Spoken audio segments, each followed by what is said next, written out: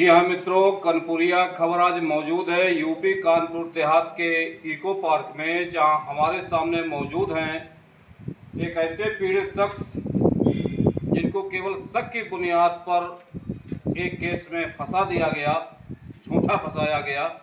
उसमें ये बीते दिन कोर्ट से बरी हुए हैं।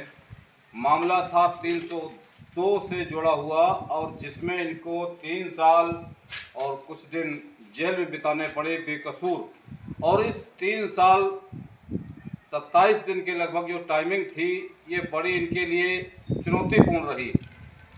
एक निरपराध पत्नी मजदूरी करके 4 बच्चों को, उसमें एक बच्चा बीमार था, गंभीर बीमारी से ग्रस्त था, उस सब का पालन पोषण करना पड़ा और कुछ समय इन्हें भी जेल में बिताना पड़ा।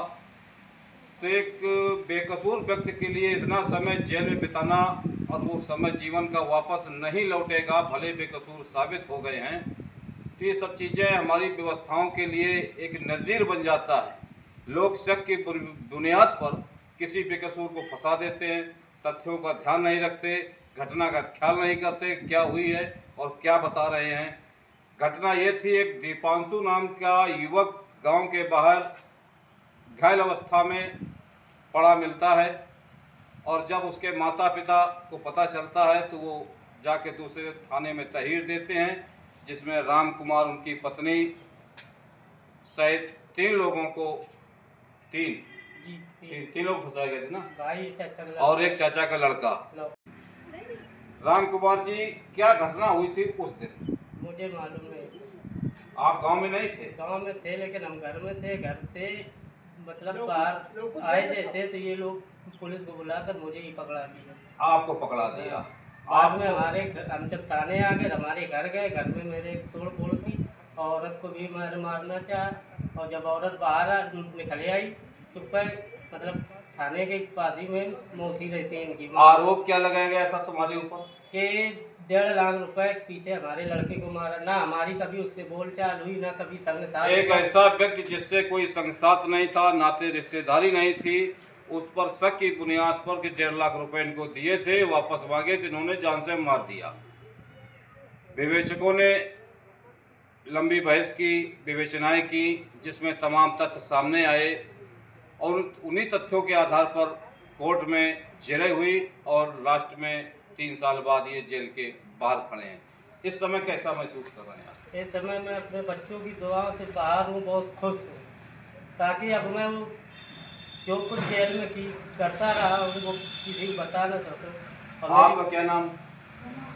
रमा देवी जी, ये बहुत ही पैनिक कंडीशन है, मुझे आप पर वीडियो नहीं बनाना चाहिए, लेकिन ये एक नज़ीर बनती है घटनाएं, देश दुनिया के लोग देख रहे होंगे।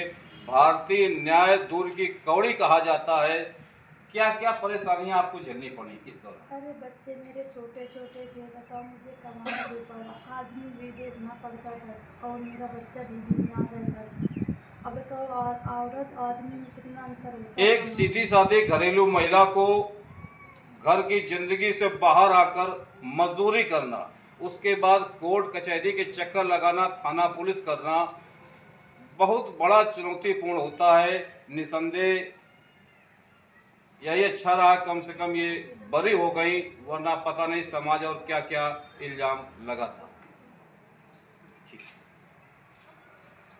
जी हाँ, थाना बरौर से जुड़े इस केस के मामले में हमारे सामने मौजूद है संबंधित केस की धड़ाधड़ सुनवाई करने वाली तेज तर्रार महिला अधिवक्ता सरोज दीक्षित जी।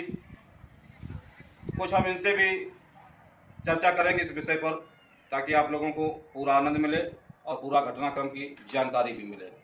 जी मैडम, कनपुरिया खबर में आपका बहुत बहुत स्वागत है। कुल कितने अभियुक्त थे इस मामले में? FIR के 4 थे।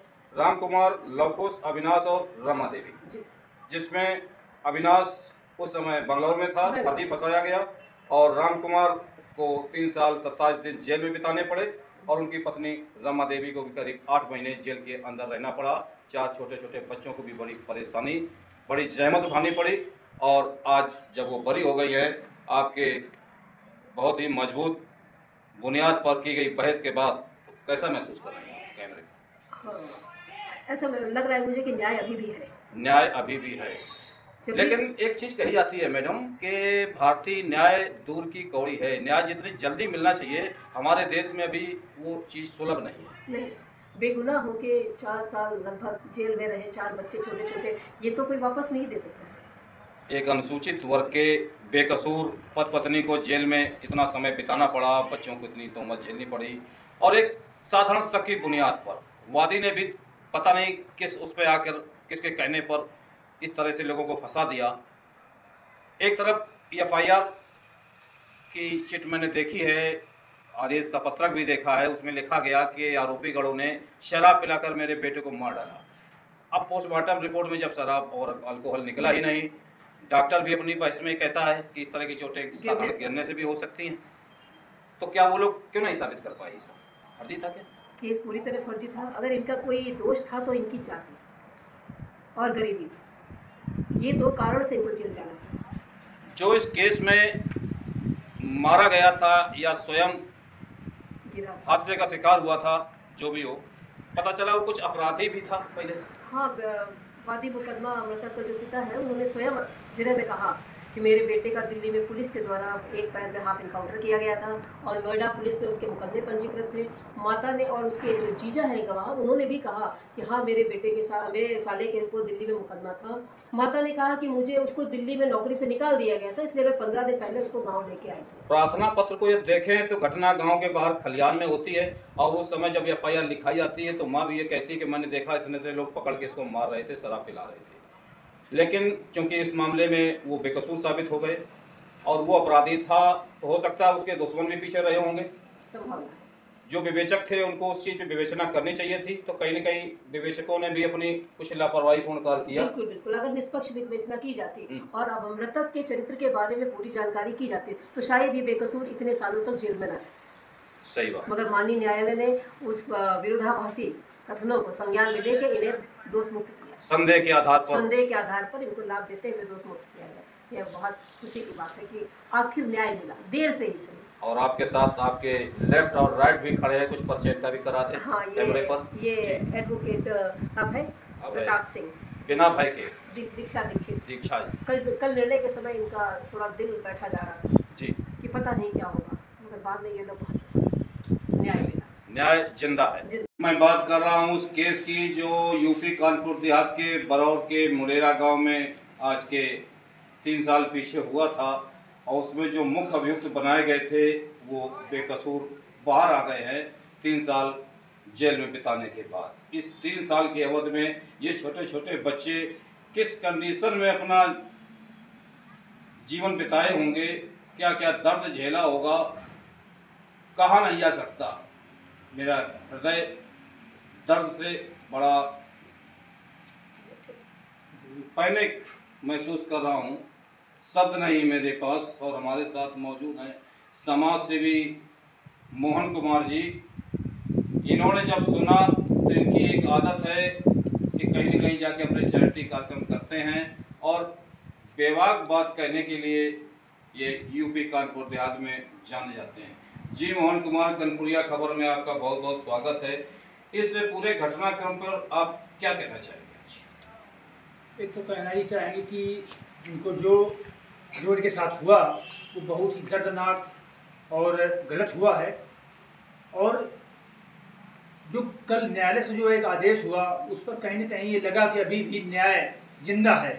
एक तरफ जजों के यहाँ करोड़ों रुपए अरबों रुपए निकल रहे हैं, एक तरफ एक जज जिसके पास फीस देने के लिए वकील के पास पैसे नहीं थे, और ऐसे में इतना बड़ा मर्डर केस निर्दोष छोड़ दिया जाए इन गरीबों के लिए, तो हमारा दिल बड़ा न्यायालय के प्रति एक विश्वास फिर पुनः उठा। एक तरफ हम दुखी थे कि जज दिल्ली में जो घटना है उससे दुखी थे, कानपुर देहात में जो एक जज साहब ने जो निर्णय दिया उसे एक आदमी खुश है कि आंसू आज है मेरे साथ, और हम इन बच्चों के साथ में दे तो कुछ सकते नहीं, दुआएं हमारे साथ हैं। हमें सुनकर ये एक अजीब लगा कि सारा परिवार जेल में डाल दिया गया, बेचारी महिला, एक मासूम सी महिला छोटी उम्र की जेल में सड़ा दी गई। एक छोटा बच्चा था जिसके दिल में छेद था, इलाज के लिए तड़प रहा था बाहर, लेकिन एक सीनियर एडवोकेट जो हमारी वकील साहब हैं उन्होंने पैरवी करके उसको भी जेल भिजवाया, उसका इलाज हुआ। ये सब देख के थोड़ा बहुत मैं दुखी भी हूँ। और किन परिस्थितियों में इस महिला ने, पति बच्चे सब जेल में थे, कैसे जूझ के सर्विस करके कैसे बच्चों को पाला, अपने पति के लिए जो है वहाँ भी व्यवस्था की और जेल से निकाला भी यहाँ से हाईकोर्ट तक। किन किन परिस्थितियों में एक महिला गुजरी होगी, क्या क्या जीता होगा। मोहन जी, हमारा संविधान लचीला भी है और कठोर भी है, निर्णय सही आता है भले देर से आए, और यही कुछ हुआ यहाँ पर। लेकिन मेरा ये मानना है कि इस तरह के मामलों में फास्ट ट्रैक सुनवाई होना चाहिए, जिससे यदि फास्ट ट्रैक सुनवाई होती 2-4-6 महीने में इनका केस फाइनल हो जाता, इन बच्चों का जीवन बचता, इन बेकसूर अनुसूचित वर्ग के लोगों को 3-3 साल जेल में ना बिताने पड़ते। आज आप क्या कुछ करने चाहते हैं? हम कुछ करने से पहले एक बात कहना चाहता हूँ, चूँकि आपके चैनल के माध्यम से सारे जज और शासन प्रशासन मंत्री मत सब देखेंगे सुनेंगे, हमारी एक अपील और एक मांग है कि ऐसे जो मामले होते हैं जिनके परिवार निर्दोष जेलों में सड़ जाते हैं, निकलने के बाद कुछ नहीं होता, तो कम से कम उनको क्षति जो हुई है उसकी पूर्ति की जाए, ऐसा कानून बनाया जाए। और इस पर हमारे मुख्यमंत्री जी, प्रधानमंत्री, राष्ट्रपति जब भी इस पर सोचें और उस पर गहन चिंतन करके कुछ न कुछ निर्णय लें। और हम बच्चों के लिए प्रतीक चिन्ह, इनका हौसला बढ़ाने के लिए कुछ ये बच्चों के लिए लाए हैं, वो हम इनको देना चाहेंगे। लोग कितनी सुखद अनुभूति हो रही है समय और व्यवस्था के सताए हुए इन छोटे छोटे बेकसूर बच्चों के चेहरे पर। भले एक नोटबुक हाथ में हो, लेकिन बच्चों के चेहरे पर जब मुस्कान आती है तो समझो ईश्वर वहाँ साक्षात विराजमान हो जाता है। भारतीय संविधान पर, भारतीय न्याय प्रणाली पर हमें गर्व है। We feel proud. जय हिंद, जय भारत।